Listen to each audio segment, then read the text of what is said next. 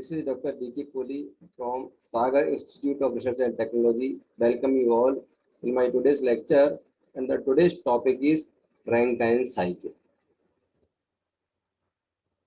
So, as we know that there are some difficulties arising in Carnot cycle, and because of that, Carnot cycle is not the theoretical cycle for the steam power plants, because in the Carnot cycle there is a difficulty to build a pump which can suck and pump a mixture of water and vapor and deliver it as saturated water only. So actually, this is the difficulty which arises in case of a Carnot cycle. But this difficulty is eliminated in Rankine cycle by complete condensation of the vapor in the condenser and then pumping water isentropically to boiler pressure. So how this Rankine cycle is the theoretical cycle for steam turbine power plants. So see here, in the steam turbine power plants based on the Rankine cycle, there are mainly the four basic elements. First one is the boiler, second is steam turbine, third is condenser, and fourth is feed pump. So now you will see here it is a schematic diagram of this Rankine cycle thermal power plant, and we will discuss here one by one. So from this diagram, just we are going to start from the boiler. Boiler is the first unit. Here the water is converted into the steam or the vapor. So here you can see this is the boiler where this is the QA. This amount of heat is added in the boiler. So what do we do here? We take some fuel. So fuel intake or fuel takes place. Combustion of fuel takes place in presence of the atmospheric air in the furnace or the combustion chamber of the boiler, and because this will produce the hot combustion gases in the furnace, and the heat of these combustion gases is used to convert water into vapor or the steam. More specifically, we produce here in the boiler superheated steam. So heat addition takes place in the boiler. Now suppose from this boiler we have produced 1 kg of steam. Then this 1 kg of steam, after being produced from the boiler, this will enter the turbine here. It will enter turbine. Also you can see in the boiler unit, the hot gases after giving heat to the water to convert it into the steam, these are exhausted or rejected to the surrounding in the form of the flue gas. Now, this steam which has been produced from the boiler, this enters the turbine. So, turbine is the second unit, and turbine is called as the work output device. So, this steam having the high temperature and pressure will enter the turbine and will expand across this turbine. This will expand across this turbine. So suppose this point is 1 from which the steam will enter in the turbine, and the point 2 indicates here the steam will leave the turbine. So enthalpy drop will take place from point 1 and from point 2, and its energy will be converted to the turbine work. So it is shown here WT. WT is the turbine work by the use of the heat energy of the steam in the turbine. At point 2, we are getting the steam called as the exhaust steam, but this steam now is having lower pressure and temperature. So this lower temperature and pressure exhaust steam will enter the third unit, which is called as the condenser. Actually, condenser is the unit in which the heat rejection takes place. So the exhaust steam from the turbine will pass through this condenser. Now, how the heat rejection takes place in the condenser? So actually, in this condenser, it requires the cold water.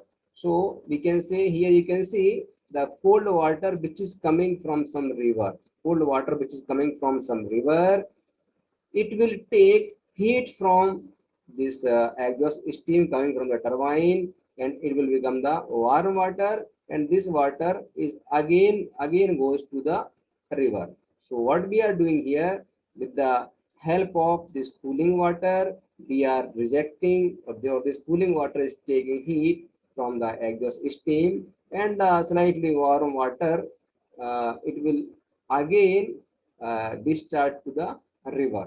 So if we are having the continuous supply of the water, there is no problem of the water, then simply we take with the help of the some pump. See, it is the cooling water pump. Here we are using a filter also, so that it will filter the water. Okay, and in case the places where there is the scarcity of water, what is not available, in that case we use the cooling tower. So if in that case where the scarcity of water, what happens? This warm water will follow this passage. This warm water will follow this passage, and here it will enter in the cooling tower. Here also enter here in this cooling tower. So here this warm water which has already taken the heat from the steam, this warm water will be cooled here in the cooling tower, and this cooled water with the help of the cooling water pump again enter the condenser. So either method can be used depending upon the availability of the water. Either we can directly take the water from the river, and after taking heat, it is again discharged to the river. Or if there is scarcity of water, then we use the cooling tower for cooling the water, and this water is recirculated in the condenser. In such case, because of the it will lose some water portion, so we also use sub complementary or the makeup water in this cooling tower. Okay. Now, after giving heat by this exhaust steam, the steam will become the water, because it will change its phase from the gaseous phase to liquid phase. Here you can also see there is the AEP. A is the air extraction pump. So in the condenser, when the steam is condensed, then there is also the availability of the air. So air is extracted here with the help of the air extraction pump. And now this water which is coming from the condenser, it is with the help of the CEP. CEP is called as the condensate extraction pump. So with the help of condensate extraction pump, this water now will become the feed water, and this will go or follow this passage. Then with the help of BFP, or we can say the boiler feed pump, this water is again circulated or will again enter the boiler.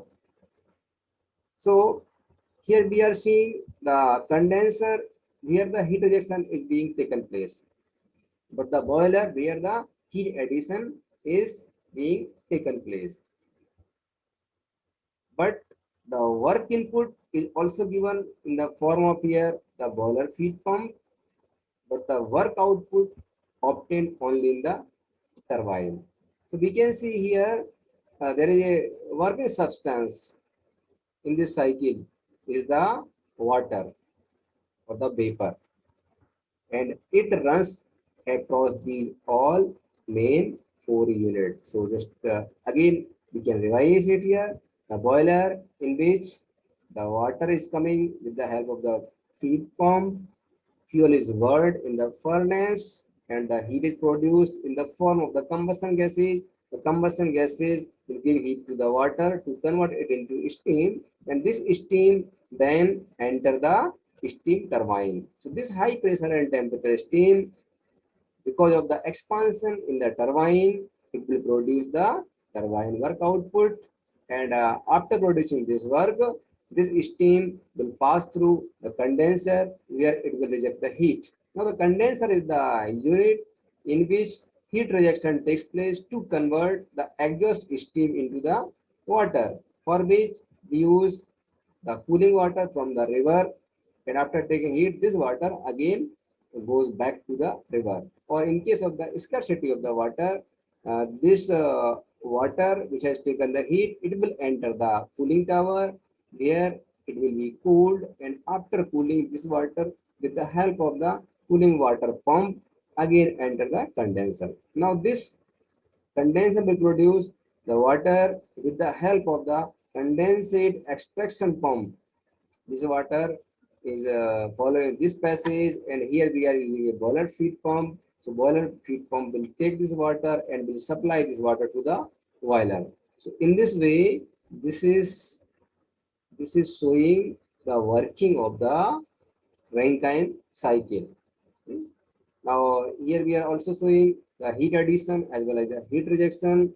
So the net work output that we can find. So this, if we write the net work for this cycle, then this W net can be written as the turbine work minus the pump work. So WT minus WT, WT, turbine work minus pump work.